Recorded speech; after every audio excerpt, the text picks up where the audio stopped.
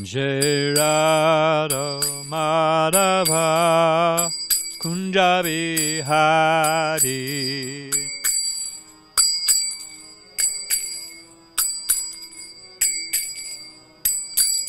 Jai Radha Madhava Kunja Bihari.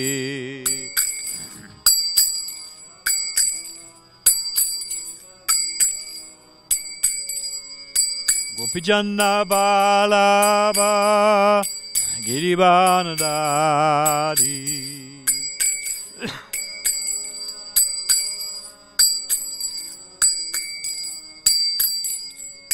Gopijana Balaba Girivanadari. Gopijana Balaba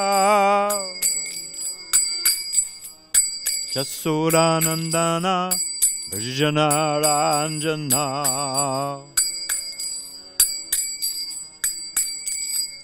Jasodanandana Brajana Ranjana.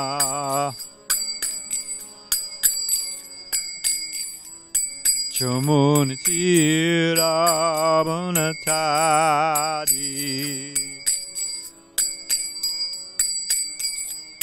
Chamunatira Bunatadi.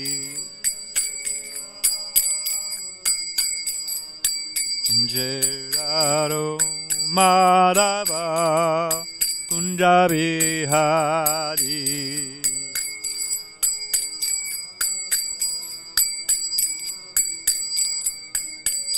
Gopijana Balaba Girivanadari.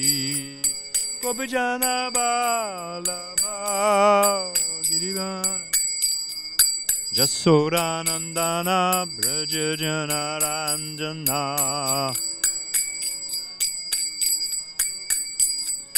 Chamunatira Bunatadi.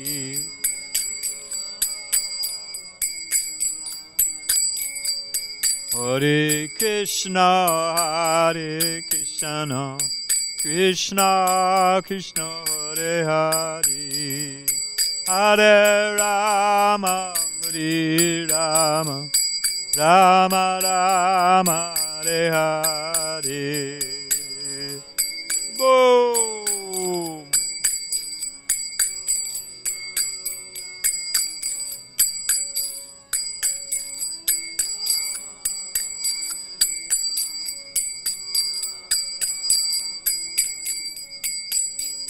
Hare Krishna, Hare Krishna, Krishna Krishna, Hare Hare, Hare Rama, Hare Rama, Rama Rama, Hare Hare.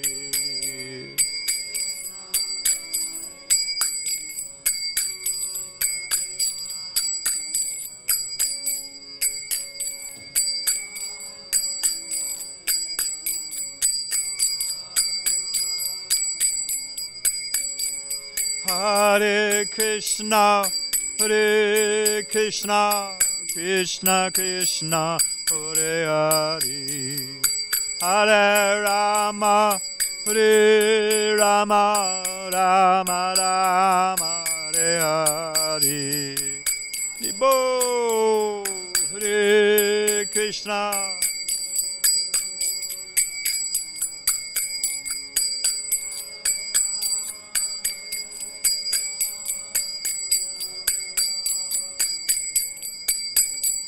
Hare Krishna, Hare Krishna, Krishna Krishna, Hare Hare, Hare Rama, Hare Rama, Rama Rama, Hare Hare, Hare Krishna, Hare Krishna, Krishna Krishna, Hare Hare.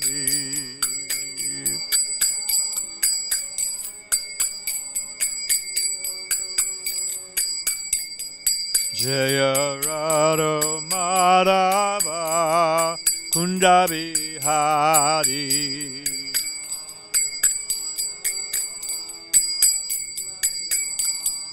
Jaya Radha Madhava Kunja Bihari.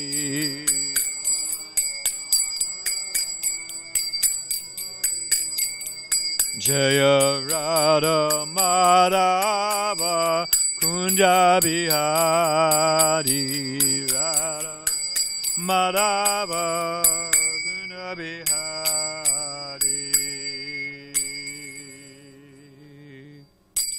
Jai Om Vishnupad Paramahansa Pariba Jakacharya Siddhashish His Divine Grace Abhaya Chadran Bhakti Vedanta Sai Maharaj Srila Prabhupada Ki.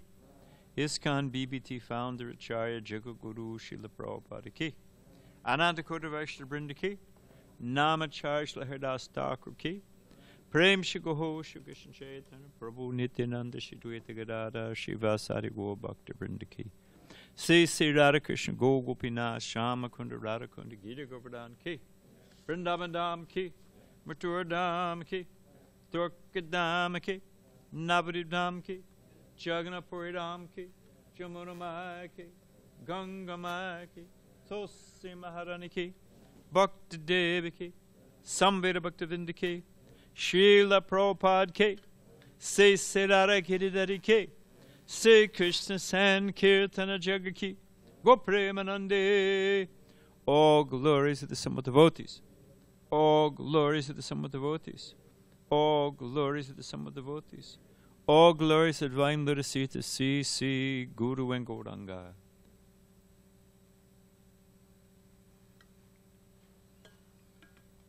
So before we dive into the Bhagavatam, we should say a little something about Mother's Day. Prabhupada actually said that the closest thing to spiritual love that we can see in the material world is the love for the mother for their child. Good mother for their child. Does anyone know why? You don't worry if you don't get it right. We'll all be fine. What's that? Okay, that's a. Anyone else want to take a guess? Yeah. Unconditional and unmotivated. Very good. That Prabhupada said that mother's love is selfless. The mother, if she just wants to see the little kid happy, whatever it is, I remember my mother used to take us to the beach, and then anyway, if some kid dropped their sandwich, which always happened, in the sand or this or that, my mother would give her sandwich, so she would go without eating, but she never it wasn't like, begrudgingly. It was just, she was just happy to see that the kids were happy, and that they were taken care, and that was her happiness, seeing them happy. So that selfless love of Prabhupada, it's a reflection. Also, the mother is called Adi Guru. She's the first teacher, and if you think about it, how to do this, how to do that, so many different things. So the mother is the first guru. Also, my mother accosted Srila Prabhupada. How to not make this about me. Even if the child is born blind, the mother will sometimes call the child lotus-eyed out of love. So she sees qualities and it exaggerates the qualities in the child out of love. So my mother, at the old LA temple, used to be on La Cienega, there was the main temple room, and then there was a long, thin, like a coat room or whatever you would call it. So people with their, coats and this, like, I don't know what you would call it. It's kind of like we have here, but just long and thin. So Prabhupada finished speaking, and he was walking out, and he was going to get in his car and go to, but he had a little apartment nearby, so Prabhupada was about to. And I was still doing something in the temple room, I forget what. And as I walked out to watch Prabhupada get in his car, I said, oh my gosh, there was my mother, and she had Prabhupada buttonholed. And she was, And she was saying that, oh, you know, my child, you know, like any mother, he was going to be president of the United States, win the Nobel Peace Prize, and, you know, be on the cover of People magazine, or, you know, whatever, you know. So she was singing my imagined glories. And Prabhupada, as he was expert with mothers, spun her right around. And he meant it too. Prabhupada said, actually, you cannot have a good son unless the mother is very good. Prabhupada said, I can understand that you must be very good mother. And it just, you know, went past all my mother's mental conceptions, went right to her heart, that he was appreciating that she was a good mother and dedicated. And she was speechless. And Prabhupada just, you know, turned and went on to his car, you know, and took off. And she told me later on, she said, I don't know about the rest of these people, but he's okay. You know, she was okay with Srila Prabhupada. So, but it's a fact, you know, that for someone to, of course, father is important for so many different reasons as well, but the mother is the Adi Guru, and that good, close, warm relationship of loving care from the mother helps one be emotionally balanced and so many different things. So in so many ways, we cannot repay the mother. I was in Chicago, and again, Prabhupada was accosted by the mother, and I forget the devotee's name. It'll come to me later on. But she came to the darshan, and she actually just came out with it. She said, oh, my son, you know, he's only 18 years old, and he's in this movement, and he's in India, and last time I saw him, he was so thin, and I'm worried about it. He's getting up early in the morning, and, you know, she was just gushing, you know, right in front of Prabhupada. And Prabhupada said, what is your son's name? I forgot, I apologize to say. Then he said, Brahmananda, take dictation. He said, where is your son? She said, oh, he's at the Calcutta temple. She said, Brahmananda, take dictation. And then Prabhupada said, my dear so-and-so, please accept my blessings, you know, whatever it is. And then Prabhupada said, I am giving you my instruction. You must take daily 2 pieces of sandesh. And then Prabhupada turned to sandesh is very good for one's health. And then the mother was completely pacified somehow. And you've got some brahmachari, you know, gets a letter from Prabhupada. He's thinking, gee, you know, this is going to be some deep spiritual instruction. What is my mission in life? Or it's going to chastise me. It opens it up, and 2 pieces of sandesh a day. So Prabhupada was expert at, he appreciated mothers. Prabhupada had a very fiery relationship, a very loving, intimate relationship with his mother. Whenever he would get money, he would give, you know, you were a kid, you got some uncle or some, you know, for your birthday or somebody gives you some money. So Prabhupada's mother was his banker, and he would give his money to his mother. And then if he had, you know, little kids, they have, you know, they get angry with their mother, and, you know, because she's making them go to bed or brush their teeth and won't make them halava, you know, every day and whatever. So he was mad about something. Prabhupada said when he got angry with his mother, he said, give me my money back. He'd want to take his money back, you know. So, and his mother, I think she ate with her left hand until he was old enough to ask why, you know, because in Vedic tradition, you eat, you know, different hands for different purposes.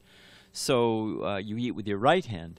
So she was eating with her left hand until, because the folklore is, and who knows if it's true, you know, maybe it is, that the child will live long enough until you ask, till the child's old enough to ask, oh, why are you eating with your left hand, you know? So at least the child would live that long, so she took a vow like that. So it gives you an idea. And Prabhupada told Prabhu Vishnu Maharaj when he went to Bangladesh, you know, which is, you know, it's sweet on one hand, you know, we used to, so many Vaishnava acharyas are there, and there's a lot of sincere devotees there, and holy tirthas. But it's a heavy Muslim country. It's a tough place. And just chaotic and so many things. So when he sent Prabhu Vishnu Maharaj to, I think he was a brahmachari at the time, I'm not sure, but when he sent him to Bangladesh, Prabhu Vishnu Swami said, Prabhupada, can you give me a blessing? This is a tough assignment. Can you give me some blessing? And Prabhupada said, may you have the courage of an Englishman and the heart of a Bengali mother. So those two, you have to be brave. You know, the British were very brave. I mean, they did so many heinous things as well. But courage of an Englishman and the heart of a Bengali mother. So then I was also thinking, just because we touch on this,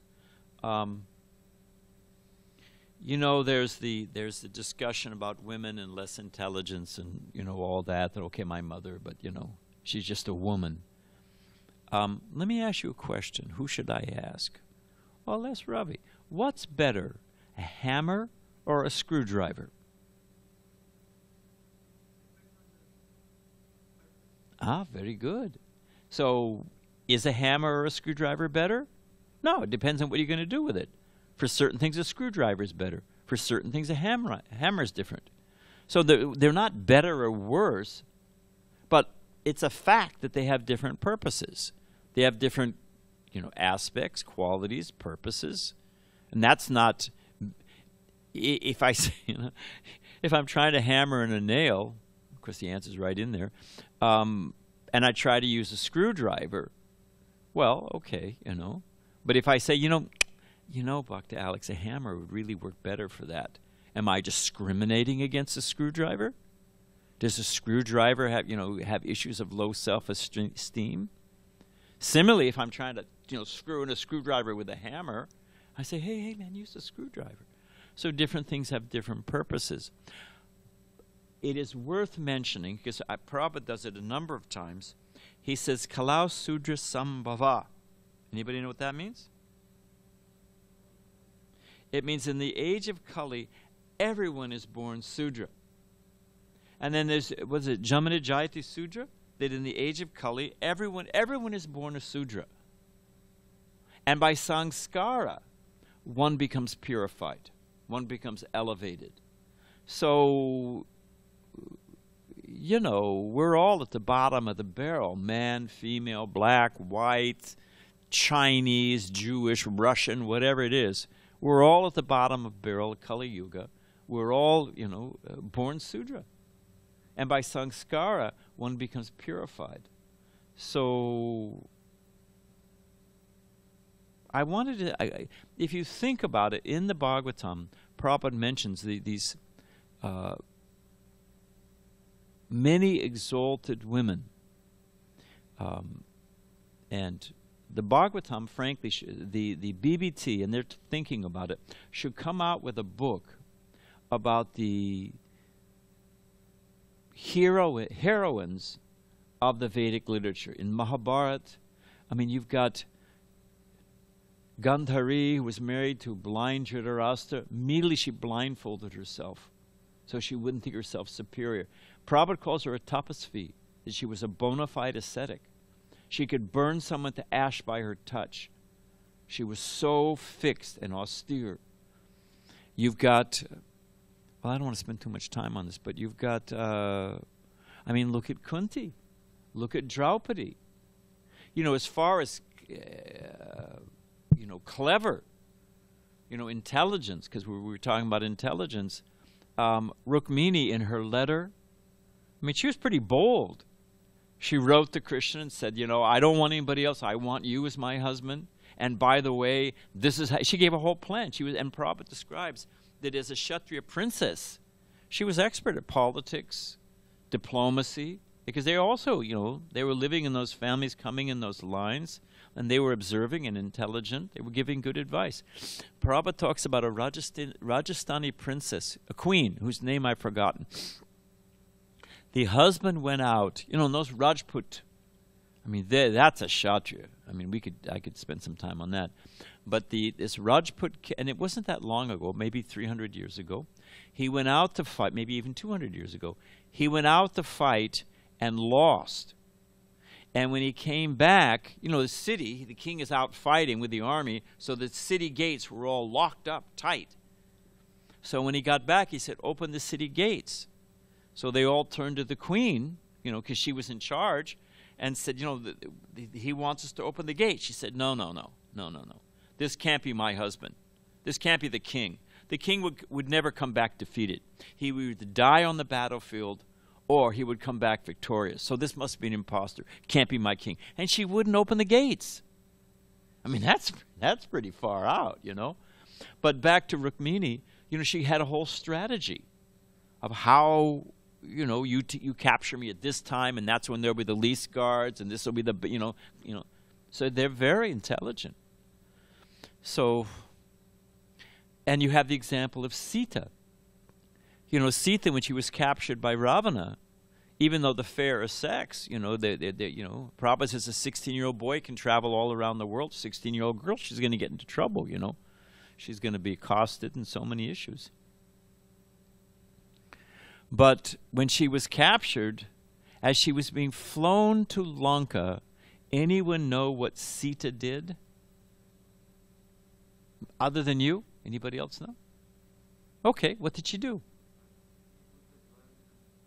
Yeah, she was very clever. She tore off a piece of cloth, took the jewelry, tied it in a bundle, and threw it, so that Ram would know which direction she'd gone. A, she was alive, and which direction she'd gone. You know, I mean, just picture the scene for a moment, you know. She's been captured by Ravan, flying through the sky with his donkey. I don't know if it was before or after Jatayu in the battle, so, you know. But she was cool-headed enough that I've got to give a hint to Ram so he knows I'm alive and knows where I'm going, you know, that I wasn't eaten by Rakshasas, you know. So, in so many different ways, we should respect our mothers and respect women in general. And how does it apply to women in general? What did Prabhupada say? What is the... I've got the Sanskrit here, I think. It's actually Bengali. I mean, not Bengali, but it's from Chanakya Pandit. And I forgot to... That's it. That one who's a learned man is one who sees every woman as his mother. That's the qualification. And this is a simple section because we want to get going to Bhagavatam, or short section. This is from a lecture Prabhupada gave in Honolulu.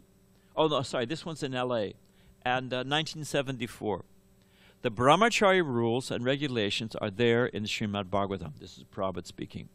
That he would go door to door for collecting alms for his spiritual master and address every woman as mother. From the very beginning, from 5-year-old, if a child is trained to call all women as mother, naturally his culture will be different. Because he's learned to call all women as mother, he has no other idea. A small child, any woman comes before him, he knows she is my mother. So this was the practice. And it's not only religiously, but morally, it is very good to look upon all women as one's mother. That is the system. Still in India, any unknown woman who has no introduction with you, she is addressed Mataji. Address her. She may be just like your daughter or granddaughter, but one should address as a respect to the woman as mother, Mataji. That is the Vedic system. It's if one actually loves, you know, people, guys in foxholes, it's very common when people are dying, they're shot and they're dying, what do? They have these black boxes, you know, the black box when the plane crashes? And you got the big tough pilot. A lot of these guys are fighter jet pilots from the Air Force or from the Army or whatever it is, you know. I mean, they're tough guys. They're brave, tough guys, you know, at least in their younger career. Almost 90%. You know what they do when they're going for crash, when they realize they're crashing?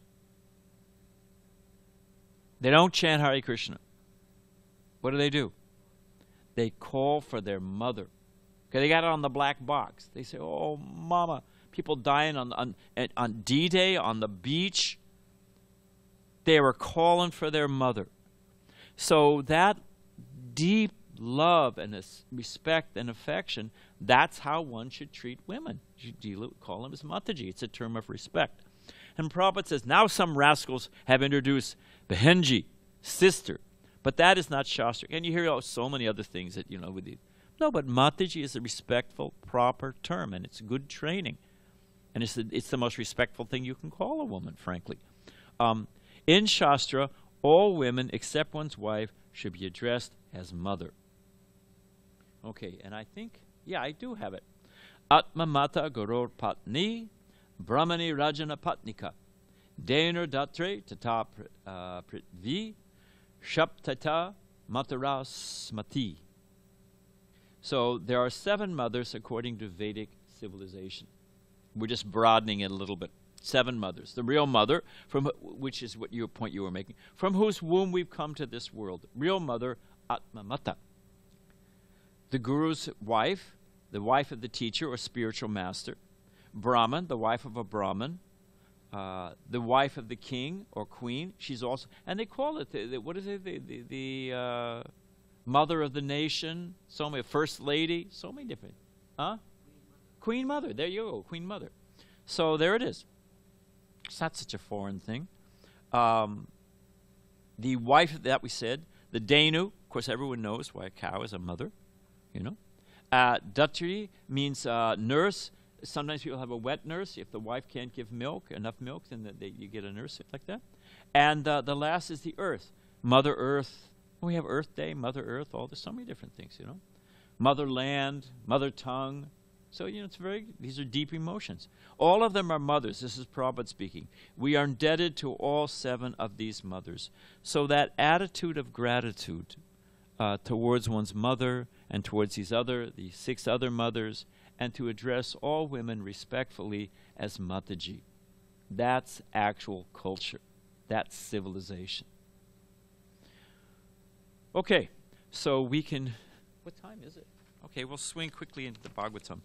Om Namo Bhagavate Vasudevaya. Om Namo Bhagavate Vasudevaya. Om Namo Bhagavate Vasudevaya. I'm thinking because of the time factor, I may just chant the Sanskrit and we'll go into the translation.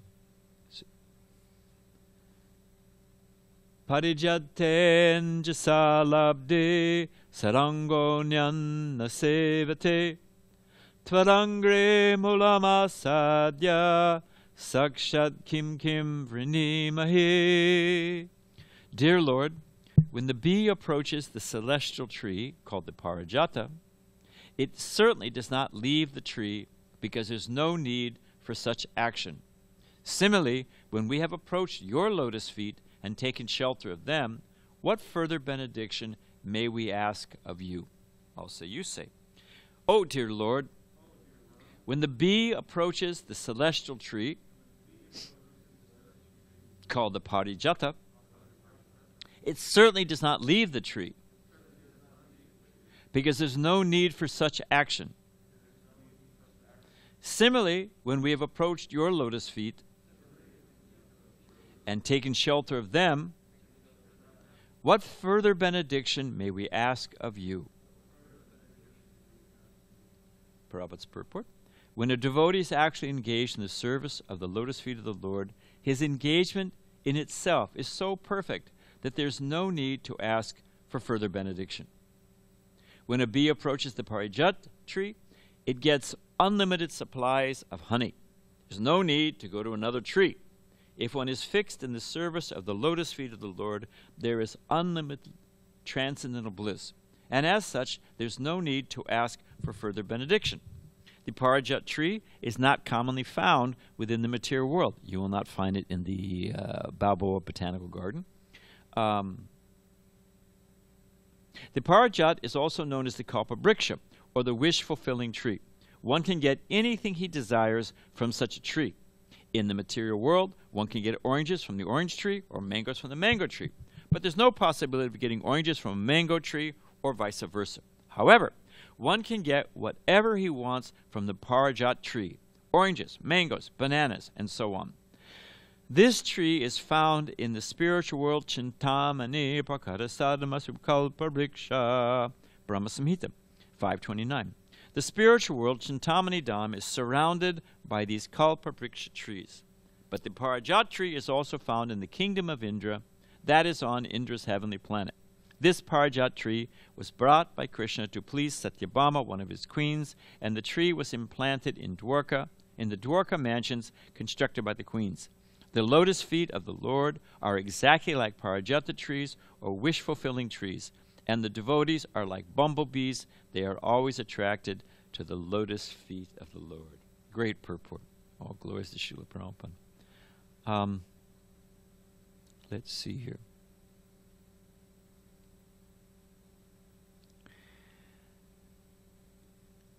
Prabhupada was describing the Kalpabriksha trees in Bhagavatam class in Los Angeles. I was sitting there, obviously, in 1970. And Prabhupada began to describe the spiritual world. And he said, for the garlands, the flowers will string themselves. If you're busy doing something else, the flowers will string themselves. And then Prabhupada said that the rice will tell you when it's done. Prabhupada said it can be day and night simultaneously to facilitate the pastimes of the cowherd boys, to facilitate the pastimes of the cowherd girls, gopis. Dark and night simultaneously. How that happens? One devotee, you can hear it on a morning walk, devotee was saying to Prabhupada, oh Prabhupada, is it like this in the spiritual world? Is there snow in the spiritual world? Is there fog in the spiritual world? On and on. And Prabhupada answered 2 or 3, and then Prabhupada said, why so many questions? Just go there and find out. So, but the Prabhupada's describing all these different blissful, mind-blowing aspects. And then Prabhupada stopped because, you know, we were all hanging on every word. And Prabhupada said, actually, if I told you everything, you would faint. But if you think about it, why shouldn't, you know, well, that's just too much. You know, with a little 7-year-old boy lifting a hill or, you know, expanding unlimited floor, you know, that's just too much. Well, why shouldn't it be mind-blowing? It should be inconceivable. When I was a kid, I remember taking advanced science, I think it's 6th grade, and we made out of styrofoam balls, each kid made a little mobile, they call it, mobile? What do you call it when, you know, that all the things rotate? So we, out of styrofoam balls, you know, you painted them the different colors and you put it, and it rotated. So how old are you in 6th grade? Are you 10? 12. All right, well, let's say 12. Should a 12-year-old child be able to completely understand the mysteries of the universe? Or should you read the 5th canto and say, wow, how in the world, that's a mind-blower? That's how it should be, the creation of God. So Prabhupada said, if I told you everything, you would faint. And Prabhupada sang Jai Radha Madhava. And he said, actually, everything is in this song. What does God do? What does he look like? Prabhupada said, we know his name, we know his phone number, we know his address. We know everything. Just in that one song, Jai Radha Madhava Kunja Bihari. He's playing on the banks of the Yamuna. You know, so many different things. So this is real understanding.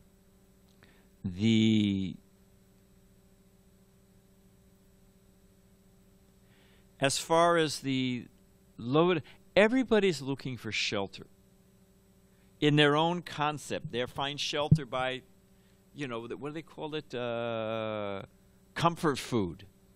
You know, if you're in anxiety, you got a rough day, and you know, or you know, crummy job, you're working in an Amazon warehouse, and just, you know, the machines are treated better than you, and you go home and drown your sorrows in a gallon of ice cream, or, you know, whatever, or you may drown your sorrows in drugs or alcohol or whatever. But everyone's looking for shelter. What's the problem? The problem is every shelter in this material world, either it doesn't really satisfy, you know, that's just you know, you eat a gallon of ice cream, and well, good luck with that. You wake up, you know, indigestion and so many different things, you know, and then you got to worry about your weight. That's the next issue, you know. Or there's a saturation point. Everything in this material world, as we were describing the other day, hits a saturation point, you know. You get tired of it.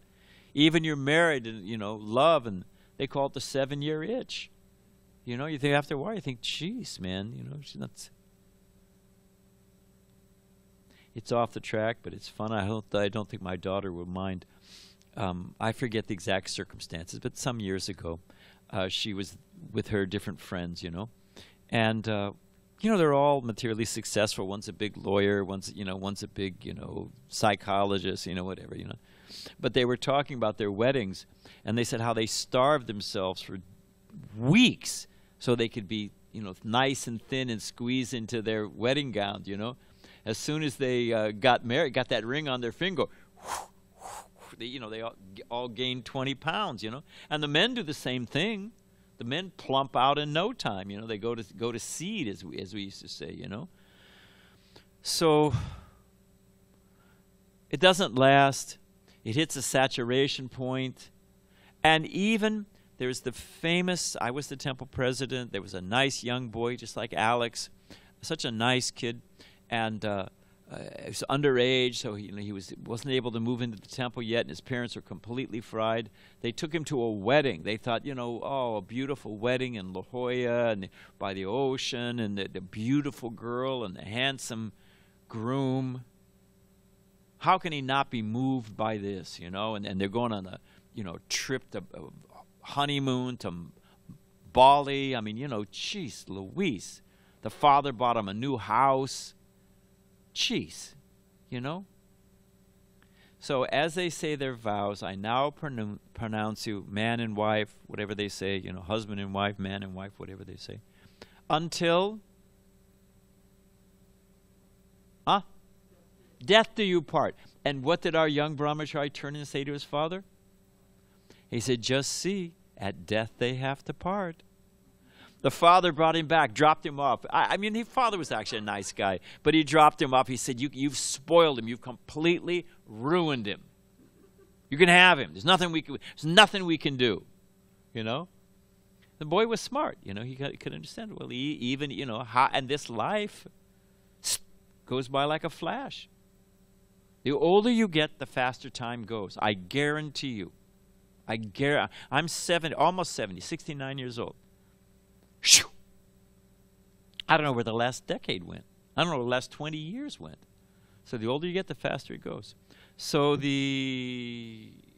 everyone's looking for a shelter, but the only shelter. What does it say about Chaitanya Mahaprabhu? It said the ocean of devotional service, of the holy name. What is it compared to? I just said it's compared to an ocean, but what is the difference between the ocean? It's unlimited and ever increasing. There's a verse, and I don't know the Sanskrit, but if I have Krishna's blessings, we're talking about if one obtains Krishna's lotus feet, the constable. So Prabhupada tells the story that the simple villager, he has a problem, someone stole something from him, he goes to the police, and the police constable knocks the thieves, together in the head, and gets the guy's wallet back. They go to jail, and he gets his wallet back. So the little villager says, "Oh, thank you, Mr. Constable. I will worship you for the rest of my life." Okay. But then he sees that the constable, the policeman, is bowing down to the police chief. So he says, "Oh, I'll worship the police chief." Then he sees that the police chief is bowing down to the mayor. "Oh, I'll worship the mayor." Then he sees the mayor is bowing down to the king. "Oh, I'll worship the king." Then he sees the king is bowing down to his spiritual master, and then he sees that the spiritual master is worshiping his deity and bowing down to a nice deity of Krishna or Vishnu. So he intelligently concludes, let me serve Lord Vishnu. If I serve Lord Vishnu, I'll serve everyone perfectly. So one who understands that if I just surrender to Krishna's lotus feet, and the mantra is, if I have Krishna's blessings, what are the need? What are the use of other blessings? If I have Krishna's blessings, what are the need of other blessings? And if I don't have Krishna's blessings, what's the next part? Exactly the same. What are the use of other blessings? Who can think from the Bhagavatam, a compare and contrast, which the Bhagavatam is full of getting blessings? And one is saying, if you have Krishna's blessings, you don't need any other blessings. And if you don't have Krishna's blessings, all the other blessings you are useless. So who can think of two personalities intimately connected? One had one blessing, the other had unlimited blessings.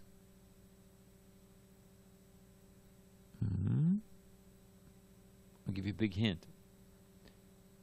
His appearance day is coming soon.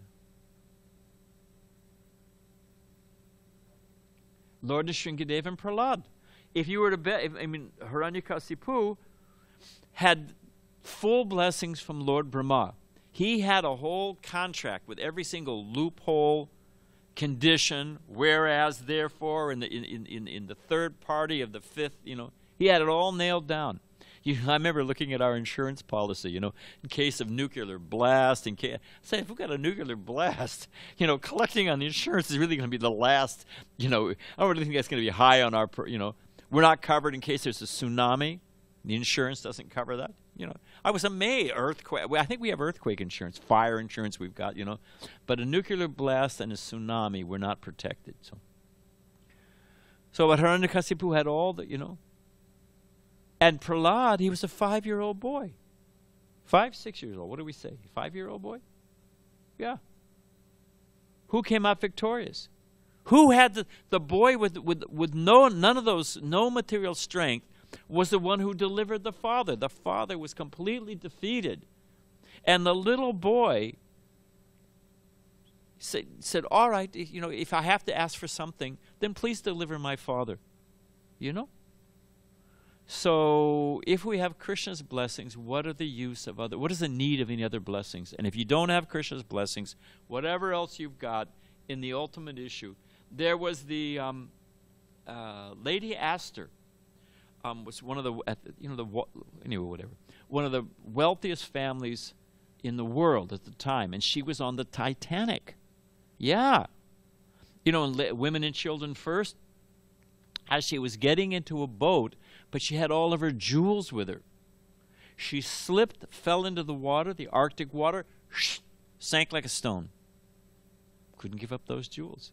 So what is and at the time of death, whatever you've got, what will it do for you? So I wanted to say one other thing. Now, about the value of Krishna's lotus feet. You see so many. Well, how to ask this as a question? Maybe I'll just say it because of the time factor. You see many impersonalists doing something. And it's not merging into the absolute. It's a good thing. You see many impersonalists doing something. But conversely, you never see a personalist doing something. Can anyone guess what it is? I hope that was a big enough hint. Take it away.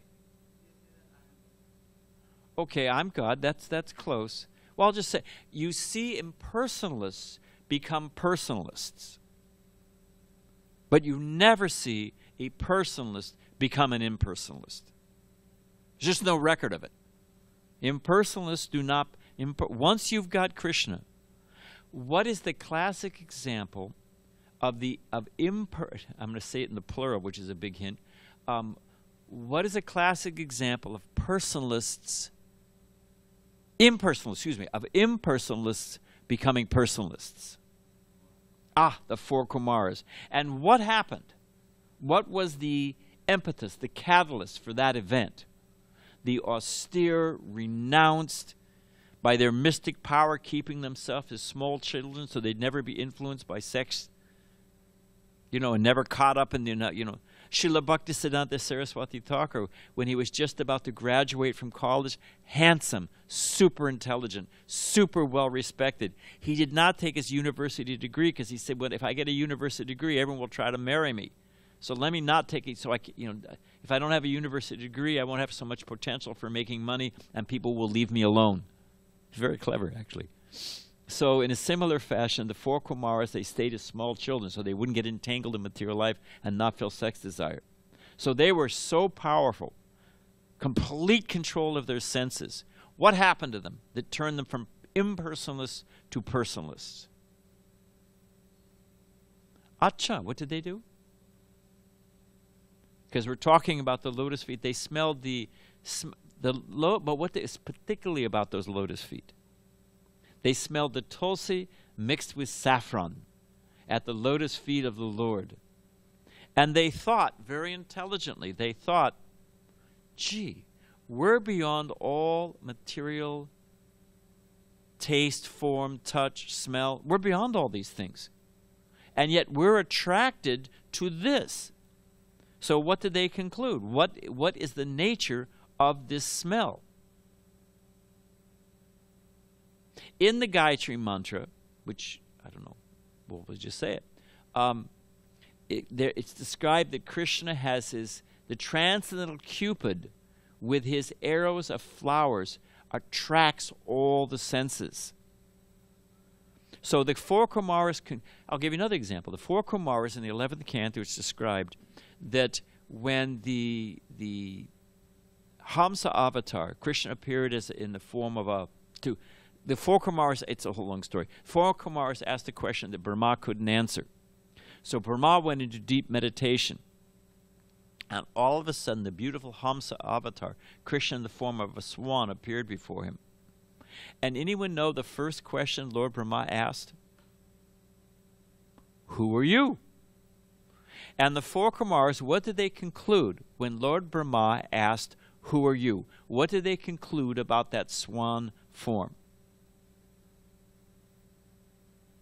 If Lord Brahma is the first created living entity, and he's the singularity. You know, the materialists have that from a single point all things flow. So he's that singularity from which all material forms have. And if there's a form that he doesn't know, what does that mean? Must be a spiritual form, must be something beyond this material world.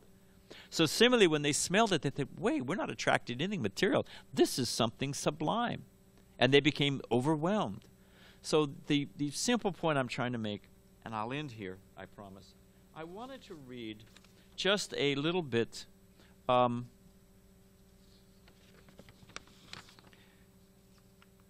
know, the root of all things, because Prabhupada talks about it being the root of all things. So this is from, it's a project, it's a long story, but these are some select verses on this principle that Krishna is the essence, the source, the cause. You'll get the theme. And there's about 10 verses, but I think it has an impact. There is no truth superior to me. Everything rests upon me as pearls are strung on a thread. I am the taste of water, the light of the sun and the moon, the syllable Om in Vedic mantras. I am the sound in ether and the ability in everyone. I am the original fragrance of the earth, and I am the heat in the fire. I am the life of all that lives, and I am the penance of all ascetics. I am the radiant sun. Amongst stars I am the moon. Of senses I am the mind. And of living beings I am the living force, consciousness.